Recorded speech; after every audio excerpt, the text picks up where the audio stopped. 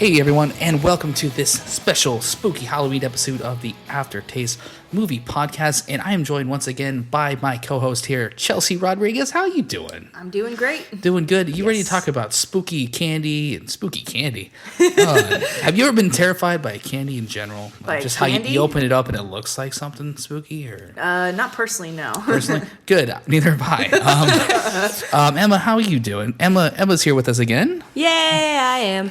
Emma, do you like candy? It all depends. I'm becoming a boring adult, and I like dark chocolate now. Oh, that's the worst. I'll still eat a Hershey's, don't get me wrong.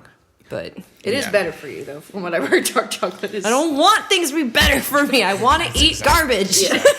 That's fair. Which is going to jump us into our first topic today, and it's actually Halloween candy because we got to figure something to talk about with Halloween. Halloween, people eat candy. So I want you to think back to when you were a chillin', right? You're all dressed up. Yeah. What any notable things you dressed up as a child or middle school or It's like as a person. as a person like last year? Honestly, yeah. Let's see. I remember one year my sister was Megara from Hercules, and I was super Nice. jealous because she totally got it right, and she was like 10. Oh. But let's see. I don't know. Like as a kid, a lot of my costumes I kind of just like blanked out.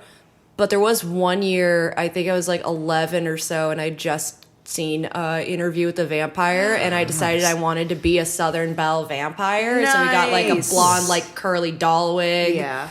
And there was this big red and black dress, and it came with like a hat brim thing. Not a full hat, just like a big brim that you put on your head. So it's like your hair was exposed? Yeah, Or like the top okay. yeah, which seemed strange, but nobody was really going to notice from the front. Yeah. And other than that, a lot of times it's just like, I'm going to be this obscure comics character. I'm going to be Ramona Flowers. It's like, so what do you do for that? It's like, I wear my normal clothes and I put on a blue wig. Yeah. Fair. That's it. Chelsea, what did you dress up that's anything notable that you remember that sticks out as like, wow, that was cool? So when I was growing up, because I think up until I was about, 8, my mom handmade all my costumes. Oh, And so the first 5 years I was a witch, but it was always something different. But cool wig. Yeah, she always did something different, like with the cape, with the hat, and everything. I think first real memory that sticks out as a favorite Halloween costume was I think I was probably 10 or 11. I was a dead cheerleader, Wow. and Yes. I had a Bold. kitchen knife going through my head. Wow. Yeah. And I remember when I went to school, they had to take that prop away. I bet they did. Because I apparently forgot about the rules and regulations of what to wear. Because essentially what I did is because I think the costume the cheerleader outfit we bought, but then I wore because it was kind of cold, I wore a white turtleneck. And Yeah, whatnot. like cheerleaders do. The knife was essentially just glued on pieces to a headband. Yeah. Because my hair was so long back then, that's all I wore was headbands. But they were like, you can't wear that. That's not. And so they took it away, and I was bummed. So I remember. That is a real bummer. That's super cool though. Yeah. I never had anything super cool. I was the basic thing. My mom would go out and get us a whatever's on clearance or something. I was Joe Montana one year. Did you even know who Joe Montana was when you were Joe he Montana? He never played one. He was on the Chiefs when I was aware of what was happening. He wasn't on the Niners anymore. And then one year in elementary school, my mom decided to let me go as the professional wrestler Sting. I don't know if you guys know anything about. I know who he is. And for basically Sting kind of looks He's like WWE The Crow. He's like the Crow. Oh, okay. So Well, as far as look. Okay, yeah, I know so who he you're very talking much he basically is the Crow. Yeah. Except he walks around with a nightstick. So I had my face all painted up, and everybody around me is the basic, regular Halloween spooky ghost. And here I am, face painted, just looks He'd like have the a demon. baseball bat occasionally Yeah, too, so I- you look like a psychopath. I look like a demon. I look like my parents don't care about me. But they definitely painted my face, so I do appreciate that, and that definitely sticks out for me. Everything else was just kind of, as I started to get older, I basically just bought an Afro wig, and I said, I guess I'm Afro Man this year. So, and that's what happens when you get older, kids. Never grow up. But when you had those Halloween costumes on and you went up to the door, do you guys trick or treat as kids? Oh, yes. I trick-or-treated probably up to sophomore year of high school. Same. There's nothing wrong with that. There's nothing wrong. Yeah, pretty much. When I was like, I want free candy, and I'm not ready to, slowly die of alcohol poisoning in a field yet, like the rest of my friends. I was about to say, I don't want to get super political with the whole situation, but yeah, let the kids trick or treat. It's better than the alternative of what's going on. Exactly. Just give me the candy. Speaking of candy, when you went up to get candy out of that bowl, what was the thing you were looking for? What was like your favorite candy? Like my go-to? Your go-to. You look around, like, if you don't have it, you're like, oh, crap. And like what you trade for at the end of the night kind of thing. Yeah. My go-to is specifically because it's, for some reason, the mini ones, the mini Snickers. Mini Snickers. Yeah, that is my kryptonite.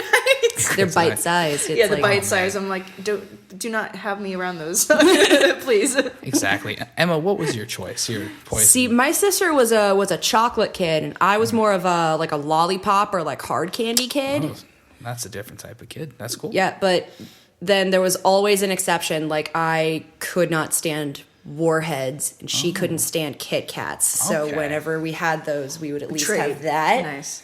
But yeah, it's like if there were like Charms Blow Pops in that bowl, I was going and snatching for them as quickly as humanly possible. I feel like you're the perfect person to be a friend with when it comes to this, and you're like a different type of person because you'd end up with like the same amount of candy, but you'd like all your candy. Yeah. As I'm a Reese's guy, man. I would go up there looking for the Reese's, not the minis. Yeah, or Pieces anything. didn't come out till Reese's like Pieces later. came out like way later in my life. It was the cups? It was like the cups, for Yes, sure. Like the nice. original cups, not the minis. The They'd original get so big old smashed by cups. the end of the night, That's wouldn't the thing. they? I know, they're so would flimsy. but he'd eat it anyway. It's fine. That's true. It's like, no, it's already pre-chewed. It's fine. Exactly. But so we have our favorite candy. What's the last candy that you would have in your bag? Because sometimes the parents that give you the candy, they don't even give you a choice. They're real jerks about it. You'd walk up, say trick or treat, and they'd throw an Almond Joy in there.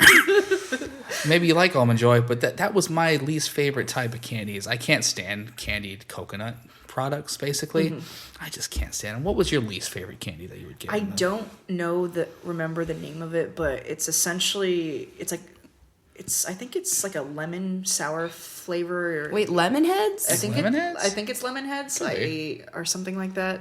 Those are candies, and they do Yeah. match your description. I wasn't a big fan of that. Oh, yeah. All right. What was your last candy that you'd get stuck with and then either eat or throw away? Tootsie Rolls. They're right there with you with Tootsie Rolls. It's especially also because when I was a little kid, with most food, I was extremely picky. And so the fact that it was a piece of candy that looked like something that left my cat's body, Yeah. I was like, I'm not eating that. It looks like poop. And they're like, oh, come on, it's just fudge. I'm like, I've had fudge. This isn't fudge. It's not real fudge. This is sad. Yeah. And like for some reason, like I just like I could never get over it. So even if like going back to the Charms Blow Pops thing, I'd reach for that. Turns out it's a Tootsie Roll Pop. And I wouldn't put it back in. I wasn't gonna be that kid, but I would just hand it to my dad because my dad loved Tootsie Rolls. So I'm like, here you go. I don't want. And they this. also had like the different type of Tootsie Rolls too, right? They had like a cream one. They had like a strawberry one, and it's just it. That's weird. I feel It was like if they tried to find a way to make rubber edible. It was bad. Yeah, I mean, I feel like I would occasionally eat one of like the cream ones or like the strawberry ones, but just regular Tootsie Rolls in general were always really disappointing. I was one of those kids that really liked Smarties for some reason. I don't know why. Smarties aren't bad I think though. they're enjoyable. You Nice, just, like, sweet and sour. They're nice and sweet and sour and stuff. So I think candy is a big part of the Halloween season. But as you kind of grow up and you start hanging out with people and you have parties and stuff like that. Don't drink a lot on Halloween, guys. We're not pro extreme drinking. Don't black out. Go trick or treating. Yeah. But movies are a big part of. We are a movie podcast. We're going to talk a little bit about movies. Chelsea, if you could only watch, and this is going to screw you up a little bit, one movie on Halloween, and you could think of Halloween and what you'd want to watch, what movie might that be? It's going to be John Carpenter's 1978 Halloween. Yeah, I had a feeling you would go there with that one. Emma, do you have a go-to movie that you'd watch on Halloween? There's actually one that I haven't seen in a very long time, and I still think that I would enjoy the heck out of it. It's Wes Craven's New Nightmare. That's such a good one. That'd be a great. It's a meta horror film, and it's amazing, and It's really especially good. for Halloween. I feel like it's a very good fit, and I think a great end to the Wes Craven directed Nightmare on Elm Street films. Yeah, that should have been the last Freddy movie. Should have, yeah. Shoulda, woulda, coulda. I doubt it will even be the last one of the last one will be the last one of those because they like to make movies until they die. Exactly. Unfortunately. Well, it's the last Wes Craven one as far as I know, so Yeah. that I am fine with. Until they find a way to get it back, which is somehow. As somebody who's not a big horror fan in general, I don't know how Halloween is one of my favorite, holidays of the year, basically. But when I think of like spooky Halloween, I think more of the gothic type. So I'm more of a Nightmare Before Christmas kind of guy.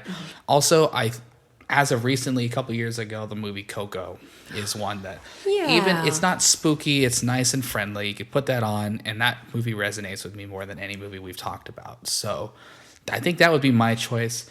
Is there any movies that you think is highly overrated that people watch on Halloween that just shouldn't be part of a cycle? Because I don't think that movies like, I don't know. I might cut this question because it doesn't make a lot of sense. But Like it's a popular. what's the most overrated Halloween movie that you think? Or like just horror movie? Or? Horror movie in general, I guess we could do that.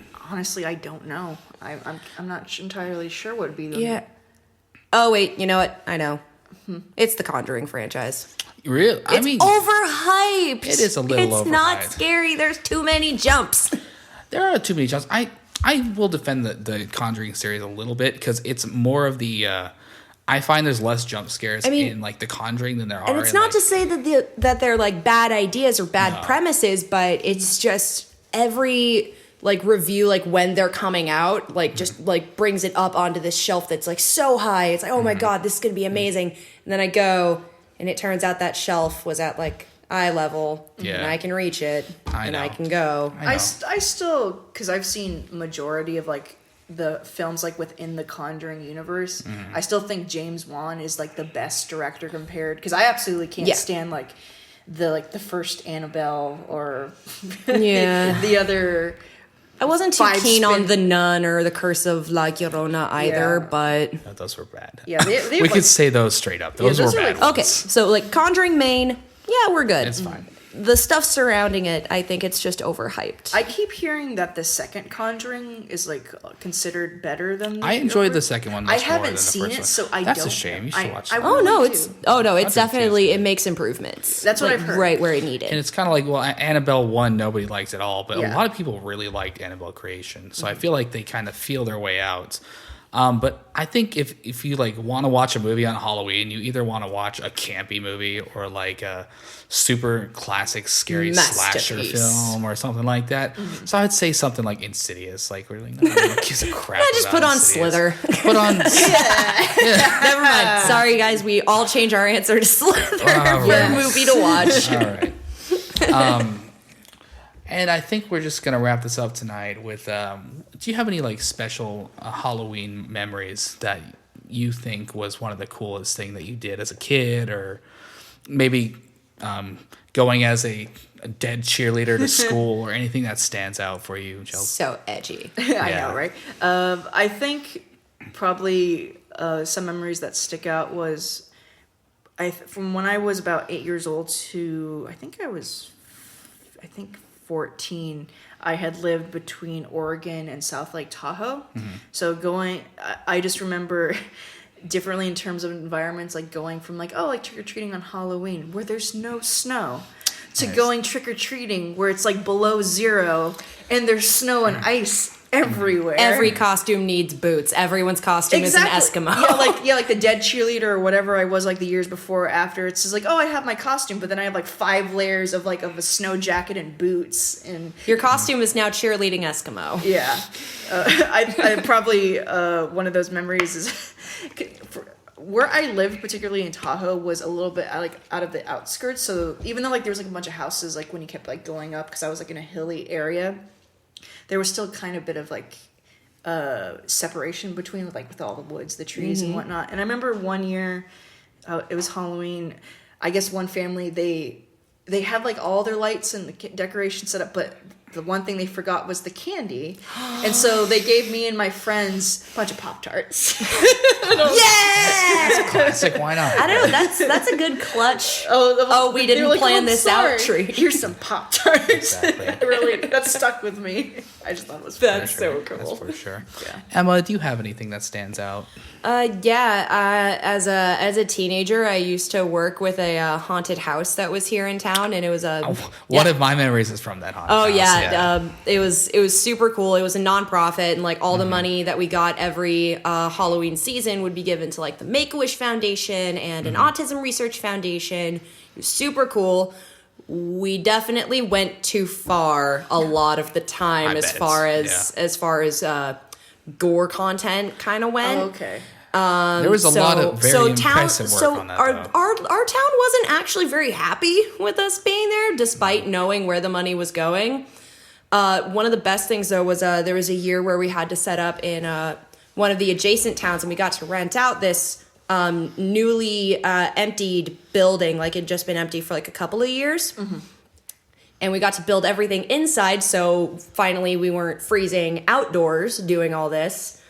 But I loved being in that one because there was a point where we did, sort of scary circus thing, Carnival of Carnage. Yeah. Which is probably why I'm not afraid of clowns, is because it's like, no, those are just my buddies. Those are your friends, yeah. There was a point in it I was dressed as a character they created called the Living Doll, and I was basically just in a ballerina costume, sitting on a bench, and I was wrapped up in a bunch of barbed wire. Well, obviously not real, rubber barbed wire. Yeah. And they put little fake puncture holes, and the best part of this was there was a prop. We had a prosthetic thing that we put over my eyes that made it look like they'd been cut out, lids and all. Oh, wow. And I was just like there, like just crying softly on a bench. Jeez. And we got reviewed by like some like haunt reviewers, and we got like 5 stars, and my character was mentioned in it, and so I let that go to my head. But it was super duper fun. I did definitely miss one thing about doing the haunts outside, is that you can tell when someone has peed themselves because steam will come off of their pants. It was harder to tell. Guys? It was harder to tell. Yeah, I definitely was friends with a lot of people that worked on that thing, and all of the work that went into that, even like just the makeup and like people getting really into it, was super cool. Yeah, it was always fun seeing like how much people were into it, like even just getting decorations on the walls, making sure that like the red paint that we're splattering everywhere is like, no, that doesn't look like that's from the same attack. Here, let's fix that. Okay, we're good. And yeah, oh my god, I think I still have a prop that I made for them at home. It's like it's like a burned, messed up teddy bear with like a you were shoelace sitting outside noose. with a blowtorch lighting a teddy bear up. No, I just had a lighter, and I cut off one of his legs. I burned some of his fur, and it just hung up on a wall there, and I got to take it home. Just imagine, because I made it. Your like parents coming home and watching you do that. Like, we gotta call the doctors. Oh no, better now as a almost 29-year-old woman explaining that to your partner when they find it in one of the last boxes from when we moved a few months ago. Good. And if he stays after that, that's a good sign. Yeah, it's a good man. I think one of mine is also from that haunted house. Is I was in a metal band back in high school, and we were hired to play in the front lobby. And they didn't have the city ordinances to play, so we couldn't actually plug in. Wow. So here we are, we're a metal band. We don't have the acoustic stuff to play the music, and we tried to play, but you can't. If you know anything about music, if you play an electric guitar, you can't hear anything. Yeah. It's got to be plugged in. A bass, we don't have an acoustic bass. We played 2 songs, and we're like, we're going to go to like Little Caesars and leave here. But we did talk to a lot of people there. It was a really fun time. A lot of people came out, just like they did every single year. When it went away, I was really bummed. Mm-hmm. Do you know if it's still around? I was just about to ask that. No, but a lot of the people I know that did do our local haunted house are now doing the other one that's in Santa Rosa, Blind Scream. Nice. Yeah, and cool. It kind of carries on the tradition, but it's a completely different group. it was still like some of the best memories that I had of high school was getting ready for that and just like ramping up for everything in that haunted house, and then also being able to put that on like a slip for like my guidance counselor, just be like, look at my extracurricular activities. I'm part of a nonprofit that donates to the Make-A-Wish Foundation. It's like, what do? Doesn't matter. I terrify people. I ruin them for life. But yeah, I also think about the years where, my parents took me out trick-or-treating in the rain, which is, it's stuff like that. But those were fun. Those are the great memories, right? It's just, Halloween is one of my favorite times of the years. I think that as you guys as well, probably is one of your favorite times of the year. Yes. I go to Disneyland often this time because everything's decked out in pumpkins. I go out to, the Beth. I just had a stroke. Oh man! I go out and I buy I'm a male, but I do go out and I buy my candles. I make sure that our house smells like it should smell, or my season's ruined. So, once again, I think we're gonna call it for the night. I hope you guys all had a safe Halloween, stayed out of trouble. Try not to eat all your candy tonight because you'll die. Not to scare your children that are listening to this. Children listen? Oh, no. No, nobody listens. We'll fix that one day. This has been it for our special Halloween edition of the AfterTaste Movie Podcast. We'll have another one coming out on Monday and reviews throughout the week. Genuinely, thank you so much for listening, and we will see you next time.